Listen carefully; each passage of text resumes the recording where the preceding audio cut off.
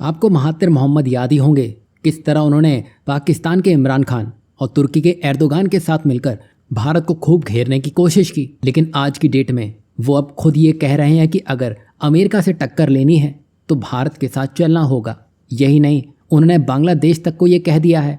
अब आप सोच रहे होंगे महातिर मोहम्मद प्रधानमंत्री तो रहे नहीं, तो अब इनकी बात का असर क्या होगा। वैसे अभी जो मलेशिया के करंट प्रधानमंत्री यानी कि अनवर इब्राहिम हैं, उन्होंने भी ऐसा ही कुछ कह दिया है और अब 10 देश भारत के साथ आने की फिराक में हैं। वहीं दूसरी तरफ अमेरिका की चेतावनी के बावजूद भारत ने एक बड़ी डील रूस के साथ कर ली है, जो अमेरिका के फेलियर की तरफ इशारा करता है।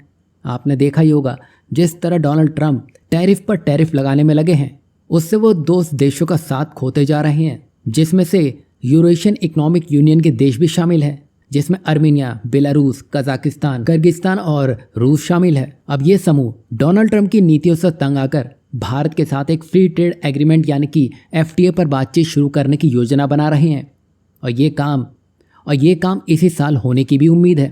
बता दें कि वाणिज्य मंत्रालय के अधिकारी यानी कि अनंत स्वरूप ने बताया है कि दोनों देशों के टॉप अधिकारियों की मुलाकात भी हो चुकी है। अब बातचीत के नियम तय किए जा रहे हैं। वहीं भारत और रूस अब अपने अपने एक्सपर्ट से राय भी ले रहे हैं ताकि जल्द से जल्द औपचारिक बातचीत शुरू हो सके और इस डील की तैयारी अब फाइनल राउंड में है।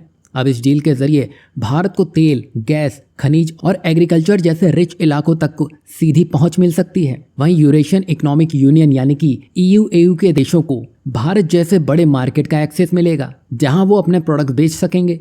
और ये पार्टनरशिप सिर्फ कारोबार तक सीमित नहीं रहेगी, बल्कि चीन के बढ़ते दबाव और US के टैरिफ को बैलेंस करने के लिए भी ये बड़ा मददगार साबित होगा। खास बात तो यह है कि यहाँ अमेरिका के मना करने के बावजूद भारत बड़ी मात्रा में फिर से रूसी तेल उठाने में लगा है।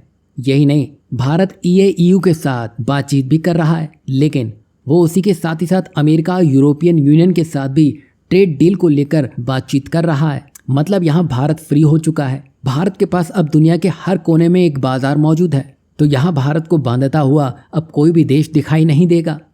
वहीं दूसरी तरफ महातिर मोहम्मद हैं, जिन्होंने पाकिस्तान और एर्दोगान के साथ मिलकर भारत को खूब घेरने की कोशिश की, लेकिन आज उन्होंने एक बड़ा यू टर्न ले लिया है। दरअसल उन्होंने हाल ही में दक्षिण पूर्व एशियाई देशों और अमेरिका की सख्त इंपोर्ट ड्यूटी से बचने का रास्ता सुझाया है। उन्होंने अमेरिकी ड्यूटी से जो नुकसान हो रहा है उससे बचने के लिए भारत का रुख करना बेहतर विकल्प बताया है। साथ ही साथ उन्होंने चीन को भी इसमें शामिल किया है, पर उनका मेन फोकस भारत पर ही था। खास बात तो ये देखिए, महातिर मोहम्मद ने हाल ही में बांग्लादेश के अंतरिम सरकार के मुखिया यानी कि मोहम्मद यूनिस से भी मुलाकात की थी और उन्हें यानी कि बांग्लादेश को आसियान में शामिल करने की भी बात कही थी। अगर बांग्लादेश आसियान देशों के साथ जुड़ता है तो वो अपने आप को बचा सकता है।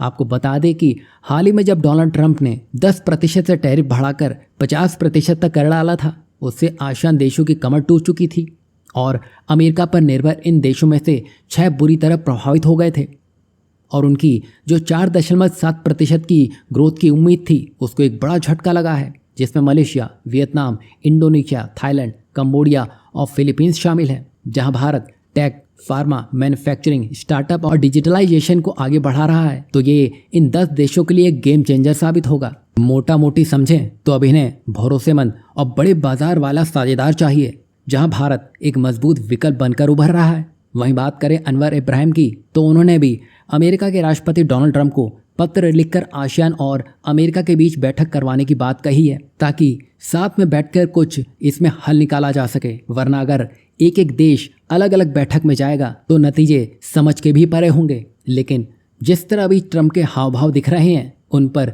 यह भरोसा नहीं किया जा सकता है कि वो आसियान में आएंगे। लेकिन जो सिचुएशन बनती दिखाई दे रही है और महातिर मोहम्मद के मुंह से भारत का नाम लिया जाना, वो भारत की शक्ति को ही दर्शाता है। अब आपके लिए कुछ प्रश्न हैं। अगर भारत अमेरिका का विकल्प बन जाएगा तो क्या ये ग्लोबल ट्रेड की पूरी तरह से दिशा बदल सकता है? हाँ या ना में अपनी राय जरूर बताइए। दूसरा ये कि क्या मलेशिया और आसियान देशों का झुकाव भारत की तरफ आना एक बड़ा मोड़ है ग्लोबल पावर बैलेंस में? वहीं तीसरा ये है कि जिस तरह पूर्व प्रधानमंत्री महातिर मोहम्मद ने भारत का नाम लिया है, क्या वो सही में आसियान देशों की भलाई के लिए था या वो अपनी साख बढ़ाना चाह रहे थे? इस पर आप लोग क्या कुछ सोचते हैं, जरूर बताइएगा।